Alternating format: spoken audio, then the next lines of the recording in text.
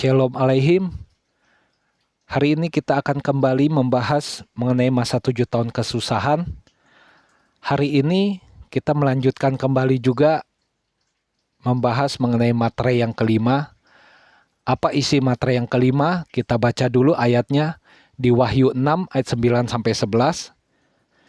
Dan ketika anak domba itu membuka materai yang kelima, aku melihat di bawah mezbah jiwa-jiwa mereka yang telah dibunuh oleh karena firman Allah dan oleh karena kesaksian yang mereka miliki. Dan mereka berseru dengan suara nyaring, katanya, "Berapa lamakah lagi ya penguasa yang kudus dan benar, engkau tidak menghakimi dan tidak membalaskan darah kami kepada mereka yang diam di bumi?" Dan kepada mereka masing-masing diberikan sehelai jubah putih, dan kepada mereka dikatakan bahwa mereka harus beristirahat sedikit waktu lagi hingga genap jumlah kawan-kawan pelayan dan saudara-saudara mereka yang akan dibunuh sama seperti mereka. Jadi isi materai yang kelima ini adalah ketika Yohanes, muridnya Tuhan Yesus, melihat penglihatan di Pulau Patmos, ada jiwa-jiwa yang dibunuh oleh karena firman Allah, oleh karena kesaksian mereka ketika pada saat masa 7 tahun kesusahan, dan mereka berteriak kepada Tuhan Yesus untuk membalaskan darah mereka kepada mereka yang diam di bumi ini. Dan Tuhan juga memberikan sehelai jubah putih untuk mereka yang telah menang. Dan kata Tuhan, mereka harus beristirahat sedikit waktu lagi hingga genap semua jumlah kawan-kawan pelayan mereka yang akan dibunuh sama seperti mereka. Jadi ini adalah orang-orang yang tertinggal di bumi dan mengalami masa kesukaran, dan orang-orang tersebut mempertahankan iman mereka sampai kesudahannya, sehingga mereka akan mendapatkan sehelai jubah yang akan diberikan oleh Tuhan. Dan masa 7 tahun kesusahan ini masih ada pertobatan untuk mereka yang tertinggal. Kita baca lagi ayatnya di Wahyu 7 ayat 9-14. Kemudian daripada itu, aku melihat sesungguhnya suatu kumpulan besar orang banyak yang tidak dapat terhitung banyaknya dari segala bangsa dan suku dan kaum dan bahasa berdiri di hadapan tata dan di hadapan anak domba, memakai jubah putih dan memegang daun-daun palem di tangan mereka. Dan dengan suara nyaring mereka berseru, "Keselamatan bagi Allah kami yang duduk di atas tata dan bagi anak domba." Dan semua malaikat berdiri mengelilingi tata dan tua-tua dan keempat makhluk itu. Mereka tersungkur di hadapan tata itu dan menyembah Allah sambil berkata, "Amin, puji-pujian dan kemuliaan dan hikmat dan syukur dan hormat dan kekuasaan dan kekuatan bagi Allah kita sampai selama-lamanya. Amin." Dan seorang dari antara tua-tua itu berkata kepadaku, "Siapakah mereka yang memakai jubah putih itu dan dari manakah mereka datang?" Maka kataku kepadanya, "Tuanku, Tuhan mengetahuinya." Lalu ia berkata kepadaku, "Mereka ini adalah orang-orang yang keluar dari kesusahan yang besar, dan mereka telah mencuci jubah mereka dan membuatnya putih di dalam darah anak domba." Jadi jubah putih ini adalah melambangkan perbuatan kita selama kita mengikut Tuhan Yesus. Ketika kita menang, kita akan diberikan sehelai jubah putih bersih masuk ke dalam kerajaan sorga. Dan yang tadi saya bilang, pada saat masa 7 tahun kesusahan ini masih ada pertobatan untuk orang-orang yang tertinggal. Kita baca dulu ayatnya di Wahyu 9 ayat 20-21. Tetapi manusia lain yang tidak mati oleh malapetaka itu tidak juga bertobat dari perbuatan tangan mereka. Mereka tidak berhenti menyembah roh-roh jahat dan berhala-berhala dari emas dan perak, dari tembaga, batu dan kayu yang tidak dapat melihat atau mendengar atau berjalan, dan mereka tidak bertobat daripada pembunuhan, sihir, percabulan, dan pencurian. Ketika mereka yang tertinggal mengalami masa 7 tahun kesusahan, kalau mereka tidak bertobat, mereka akan dilemparkan ke lautan api ketika nanti Tuhan datang yang kedua kalinya. Apa yang terjadi ketika mereka tidak bertobat pada saat masa 7 tahun kesusahan ini? Kita lihat cawan murka Allah yang kelima, apa isinya? Kita baca dulu Wahyu 16 ayat 10-11. Dan malaikat yang kelima menumpahkan cawannya ke atas tahta binatang itu, dan kerajaannya menjadi gelap, dan mereka menggigit lidah mereka karena kesakitan, dan mereka menghujat Allah yang di sorga karena kesakitan dan karena bisul mereka, tetapi mereka tidak bertobat dari perbuatan-perbuatan mereka. Ayat ini adalah orang-orang yang mengikuti si iblis, sehingga Allah memberikan cawan murkanya yang kelima ke atas tahta binatang itu, sehingga kerajaannya menjadi gelap, dan mereka menggigit lidah mereka karena kesakitan, dan mereka pun juga menghujat Allah yang di sorga karena kesakitan dan karena bisul mereka yang mereka dapati itu. Jadi sama seperti kejadian masa lampau, Allah juga memberikan tulah ke Mesir, dan terjadi lagi pada masa 7 tahun kesusahan di bumi ini. Kita baca dulu ayatnya di Keluaran 10, 21-22. Berfirmanlah Tuhan kepada Musa, ulurkanlah tanganmu ke langit, supaya datang gelap meliputi tanah Mesir, sehingga orang dapat meraba gelap itu. Lalu Musa mengulurkan tangannya ke langit, dan datanglah gelap gulita di seluruh tanah Mesir selama 3 hari.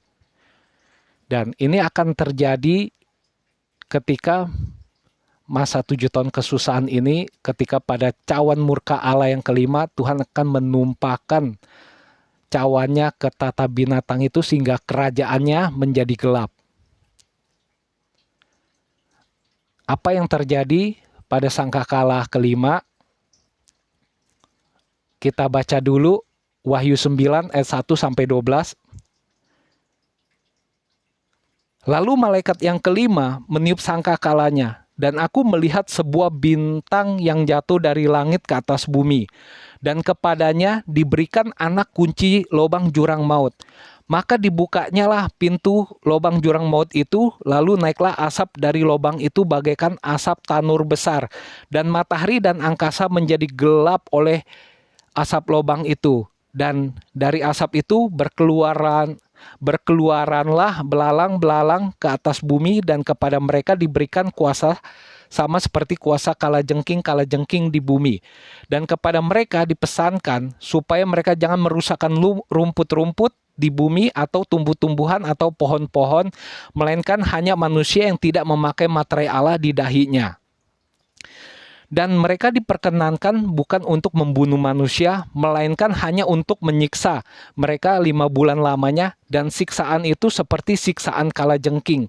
Apabila ia menyengat manusia, dan pada masa itu orang-orang akan mencari maut, tetapi mereka tidak akan menemukannya, dan mereka akan ingin mati, tetapi maut lari dari mereka. Dan rupa belalang-belalang itu sama seperti kuda yang disiapkan untuk peperangan, dan di atas kepala mereka ada sesuatu yang menyerupai mahkota emas, dan muka mereka sama seperti muka manusia, dan rambut mereka sama seperti rambut perempuan, dan gigi mereka sama seperti gigi singa.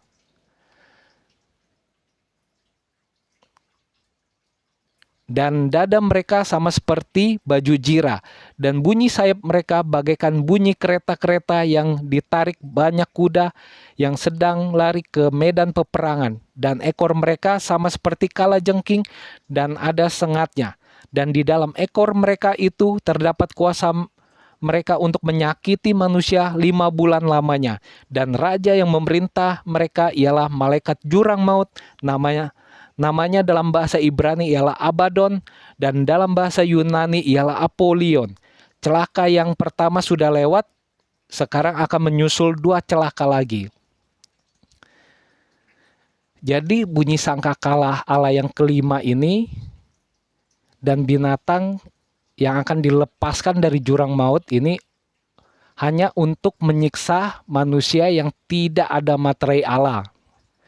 Yang tadi saya garis bawahi di ayat 3, itu adalah binatang yang keluar dari jurang maut, itu bukan si Abaddon, tapi anak buahnya. Karena Abaddon dan Satan itu keluarnya setelah Tuhan datang pada saat pengangkatan atau rapture pertama. Tetapi dialah yang sebagai raja memerintah anak buahnya yang keluar dari jurang maut untuk menyiksa orang-orang yang tidak dimateraikan Allah di dahinya. Menyiksanya selama 5 bulan sehingga orang-orang yang kena siksaan tersebut ingin mencari maut, tetapi maut lari daripada mereka. Kita lanjut kembali materi yang ke-6. Apa isi materi yang ke-6 ini? Kita baca dulu ayatnya.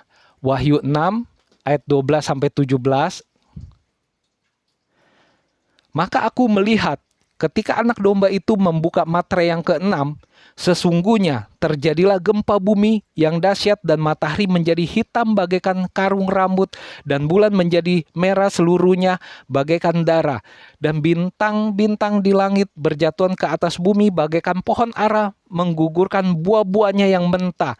Apabila ia digoncang angin yang kencang, maka menyusutlah langit bagaikan gulungan kitab yang digulung dan tergeserlah gunung-gunung dan pulau-pulau dari tempatnya. Dan raja-raja di bumi dan pembesar-pembesar serta perwira-perwira dan orang-orang kaya serta orang-orang berkuasa dan semua budak serta orang merdeka bersembunyi ke dalam gua-gua dan celah-celah batu karang di gunung. Dan mereka berkata kepada gunung-gunung dan kepada batu-batu karang itu, runtuhlah menimpa kami dan sembunyikanlah kami terhadap Dia yang duduk di atas tata dan terhadap murka anak domba itu. Sebab sudah tiba hari besar murka mereka, dan siapakah yang dapat bertahan? Kita baca satu lagi ayatnya, Wahyu 11:13 dan Wahyu 16:18. Pada saat itu terjadilah gempa bumi yang dahsyat dan 1/10 bagian dari kota itu rubuh dan 7.000 orang mati oleh gempa bumi itu dan orang-orang lain sangat ketakutan lalu memuliakan Allah yang di sorga. Wahyu 16:18. Maka memancarlah kilat dan menderulah bunyi guru dan terjadilah gempa bumi yang dahsyat seperti belum pernah terjadi sejak manusia ada di atas bumi, begitu hebatnya gempa bumi itu. Jadi nanti ketika masa 7 tahun kesusahan ini akan terjadi yang lebih dahsyat yang belum pernah terjadi.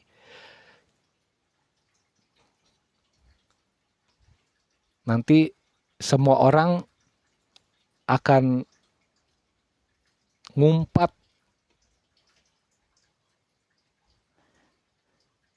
atau bersembunyi ke dalam gua-gua dan celah-celah batu karang di gunung tersebut. Kita lanjutkan kembali cawan murka Allah yang ke-6.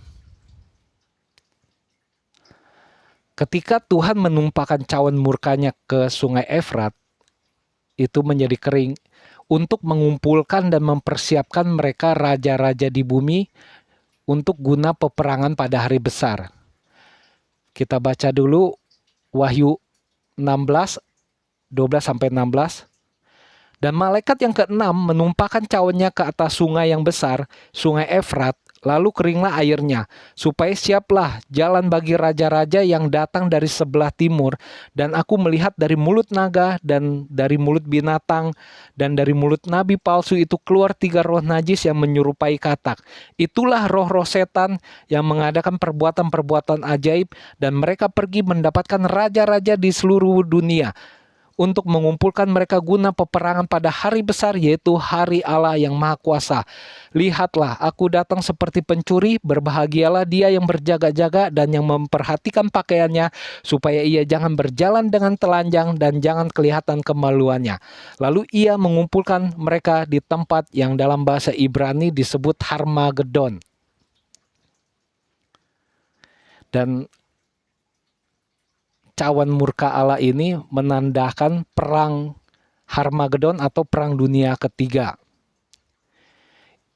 Inilah yang disebut perang Harmagedon atau perang dunia ketiga. Perang ini dipegang oleh bangsa Babel, yaitu Babel itu kalau kita search di dalam Google Map ada di Irak, yang sebagai raja utama dari tanah utara yang akan menguasai 7 kepala dan 10 tanduk.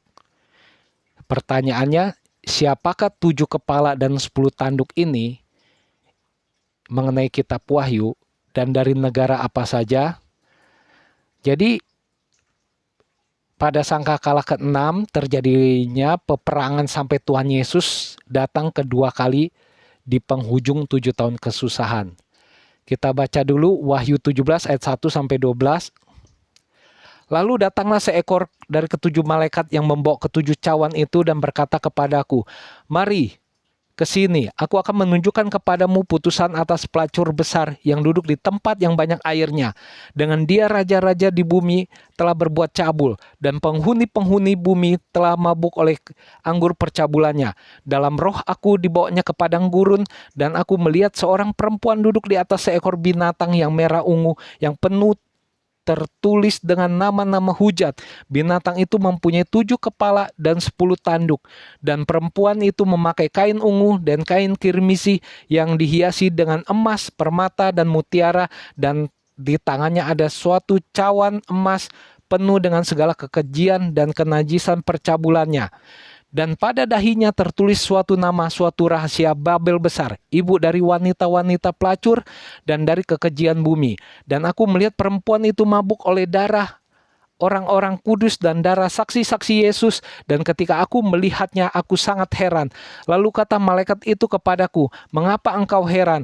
Aku akan mengatakan kepadamu rahasia perempuan itu dan rahasia binatang yang memikulnya, binatang yang berkepala 7 dan bertanduk 10 itu. Adapun binatang yang telah kau lihat itu telah ada, namun tidak ada. Ia akan muncul dari jurang maut dan ia menuju kepada kebinasaan. Dan mereka yang diam di bumi, yaitu mereka yang tidak tertulis di dalam kitab kehidupan sejak dunia dijadikan, akan heran apabila mereka melihat bahwa binatang itu telah ada namun tidak ada dan akan muncul lagi." Yang penting di sini ialah akal yang mengandung hikmat. Ketujuh kepala itu adalah 7 gunung yang di atasnya perempuan itu duduk. Ketujuhnya adalah juga 7 raja, 5 diantaranya sudah jatuh, yang satu ada dan yang lain belum datang. Dan jika ia datang, ia akan tinggal seketika saja. Dan binatang yang pernah ada dan yang sekarang tidak ada itu, ia sendiri adalah raja ke-8. Dan namun demikian, satu dari ketujuh itu, dan ia menuju kepada binasaan. Dan ke-10 tanduk yang telah kau lihat itu adalah 10 raja yang belum mulai memerintah, tetapi 1 jam lamanya mereka akan menerima kuasa sebagai raja bersama-sama dengan binatang itu. Jadi yang mengenai perempuan yang duduk di atas naga 7 kepala 10 tanduk ini adalah yang saya dapat hikmatnya mengenai perempuan itu adalah bangsa Irak atau disebut Babelonia, dan dia akan memimpin 7 kepala dan 10 tanduk. Kalau menurut hikmat saya, inilah list negara yang ada di Alkitab mengenai 7 kepala 10 tanduk ini. Yang pertama adalah Iran, yaitu Media Persia Suria atau disebut Syria, Yordania disebut Bani Amon, Arab Saudi disebut orang Midian, Libanon, Mesir itu disebut tanah dari selatan, Libya, Ethiopia, Gaza yang disebut bangsa Filistin, Palestina yang disebut bangsa Moab, Yunani, Bulgaria, Makedonia Utara, Albania, Turki disebut orang Het, Serbia, dan terakhir Roma atau Itali. Saya ada kesaksian pribadi. Inilah yang Tuhan menuntun saya untuk membaca Alkitab dari Yesaya sampai ke Daniel, dan juga saya diberi mimpi oleh Tuhan lewat malaikatnya. Lalu ketika mimpi itu, malaikatnya memberi saya kartu dengan tulisan angka 333. Ketika saya melihat angka tersebut, lalu saya terbangun dari mimpi. Terus saya bertanya, apa arti mimpi tersebut? Lalu Roh Kudus menuntun saya membuka Alkitab mengenai Yeremia 33 ayat 3. Bunyinya, berserulah kepadaku, maka aku akan menjawab engkau dan akan memberitahukan kepadamu hal-hal yang besar dan yang tidak terpahami, yakni hal-hal yang tidak kau ketahui. Ketika saya membaca ayat tersebut, saya bertanya, apa yang mau diberitahukan kepada saya? Dan setelah besoknya saya baca Alkitab lagi, dan inilah Tuhan menyingkapkannya mengenai akhir zaman. Ada suara ketika saya membaca Alkitab, tiba-tiba Roh Kudus bilang, buka peta di belakang Alkitab, dan perhatikanlah. Setelah itu, dia menyuruh saya untuk buka Google Map mengenai Israel, dan saya membukanya. Sama seperti gambar peta tersebut. Lalu saya disuruh ketik di Google Map mengenai Babel. Ternyata Babel itu ada di Irak. Disitulah saya dibukakan mengenai 7 kepala dan 10 tanduk dari negara tersebut yang tercatat di Alkitab. Dan Roh Kudus mengingatkan saya juga mengenai PBB, tentang Perserikatan Bangsa-Bangsa, dan kalau ada pergantian PBB yang sekarang ini masih menjabat oleh Antonio Guterres dari Portugal, lalu diganti oleh salah satu dari 17 negara tersebut, dan masa jabatannya berakhir, maka itu tanda kedatangan Tuhan atau rapture sudah dekat.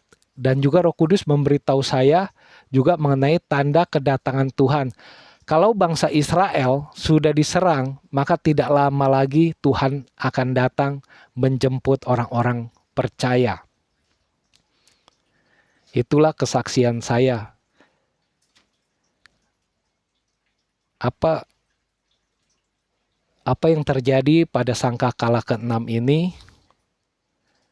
Kita baca dulu Wahyu 9 ayat 13 sampai 21. Lalu malaikat yang ke-6 meniup sangkakalanya, dan aku mendengar suatu suara keluar dari keempat tanduk mezbah emas yang di hadapan Allah, dan berkata kepada malaikat yang ke-6 yang memegang sangkakala itu, lepaskanlah keempat malaikat yang terikat dekat sungai besar Efrat itu. Maka dilepaskannya keempat malaikat yang telah disiapkan bagi jam dan hari, bulan dan tahun untuk membunuh sepertiga dari umat manusia. Dan jumlah tentara itu ialah 20.000 laksa pasukan berkuda. Aku mendengar jumlah mereka. Maka demikianlah aku melihat dalam penglihatan ini kuda-kuda dan orang-orang yang menungganginya. Mereka memakai baju jirah, merah api dan biru dan kuning belerang warnanya. Kepala kuda-kuda itu sama seperti kepala singa, dan dari mulutnya keluar api dan asap dan belerang. Oleh ketiga malapetaka ini dibunuh sepertiga dari umat manusia, yaitu oleh api dan asap dan belerang yang keluar dari mulutnya. Sebab kuasa kuda-kuda itu terdapat di dalam mulutnya dan di dalam ekornya. Sebab ekornya sama seperti ular. Mereka berkepala, dan dengan kepala mereka itu mereka mendatangkan kerusakan. Tetapi manusia lain yang tidak mati oleh malapetaka itu tidak juga bertobat dari perbuatan tangan mereka. Mereka tidak berhenti menyembah roh-roh jahat dan berhala-berhala dari emas dan perak dan tembaga, batu dan kayu yang tidak dapat melihat atau mendengar atau berjalan, dan mereka tidak bertobat daripada pembunuhan, sihir, percabulan, dan pencurian. Nanti bunyi sangkakala ini akan menandakan perang Harmagedon atau perang dunia ketiga sampai kepada penghujung masa 7 tahun kesusahan. Tuhan datang kedua kalinya. Hari ini kita sampai sini dulu. Nanti kita akan melanjutkan kembali materi yang ketujuh. Terima kasih, Tuhan Yesus memberkati.